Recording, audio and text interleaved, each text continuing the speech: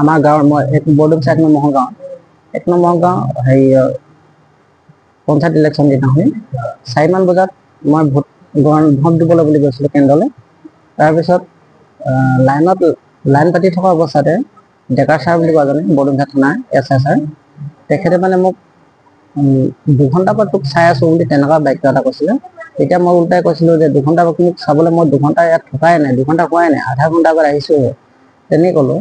তাৰপিছত সেইটো ছাৰ কোৱাৰ পিছত ছাৰ ইয়াৰ পৰা ওলাই গ'ল। আকৌ মোবাইলটো ভিডিঅ' কৰি কিনে আকৌ মানে প্ৰথম যিটো কথা ক'লে সেইখিনি কথা ৰেকৰ্ডিং নাই, পিছৰবাৰ ৰেকৰ্ডিং কৰিব আহিছিলে। তেতিয়া মই মানা কৰিলোঁ, নামটো দিছিলে, নামটো কিয় লাগে বুলি কিনে তেনেকৈ ক'লোঁ।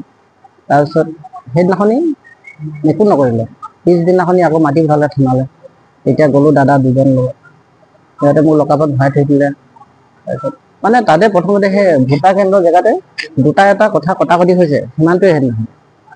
তাৰপাছত গৈ কিনে থানাত যেতিয়া দাদা 2জন লগত গ'লোঁ, সিহঁতৰ ভিতৰত সোমাব নিদিয়ে, মোক অকলে ভিতৰত ভৰাই থৈ দিলে। দিনটো ভৰাই থ'লে, মই 1:30মান বজাত থানা পাইছিলোঁগৈ। নিজে সাজি হৈছিলোঁগৈ এইটো। তাৰপিছত প্ৰায় 6:30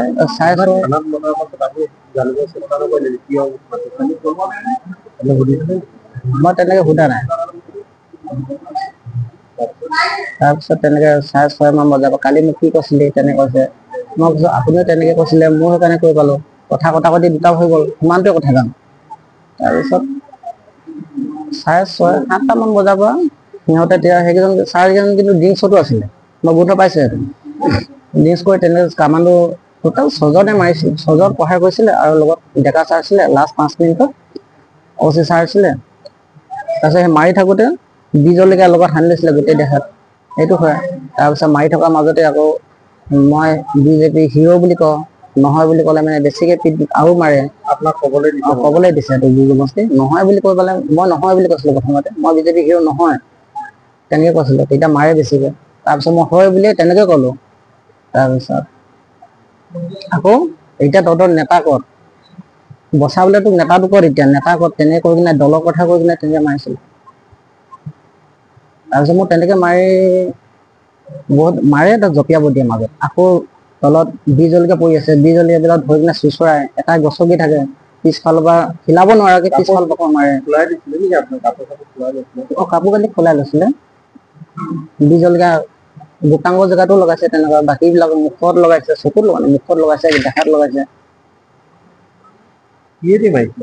এইটো বেতৰ লাঠি 4-5টা তেনেকুৱা ভাঙিছিলে।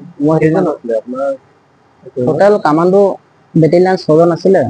তাৰপিছত যিটো সেই ডেকা ছাৰ আছিলে, লাষ্ট সময়ত OC ছাৰো আছিলে। ঘৰৰ মানুহতো আপোনাক সোমাব দিয়া নাছিলে, সোমাব দিয়া নাই।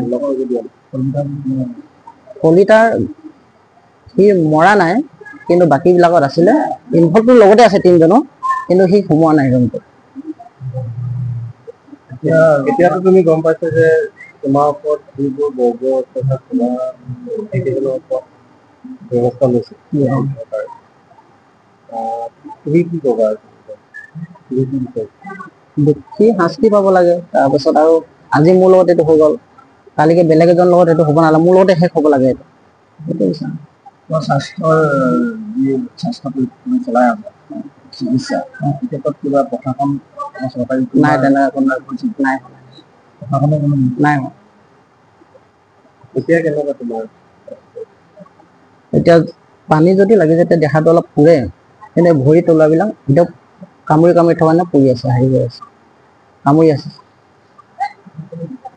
নাই এনেকুৱা গোটেই ডিপাৰ্টমেণ্টটো বদনামী কৰা কেইজনমান দিছে, ইমান অত্যাচাৰ কৰিব পাৰে মানুহ সেইকেইজন আচলতে যিবোৰ হাইট কৰিব আমি কিন্তু সিহঁতক গভৰ্ণমেণ্টে চৰকাৰে ইমান শাস্তি দিয়ে যাতে ভৱিষ্যতে বেলেগ এজন পুলিচে এশাৰ বা ভাবক আমি আচলতে তাৰ কাৰণে মানুহৰ কাৰণে সিহঁতক আমাৰ জনসাধাৰণৰ ভৱিষ্যৰ কাৰণে দিছে চৰকাৰে। কিন্তু যদি আমাৰ জনসাধাৰণক যদি এনেকুৱা কৰে তেতিয়াহ'লে আমি কাৰ আচলতে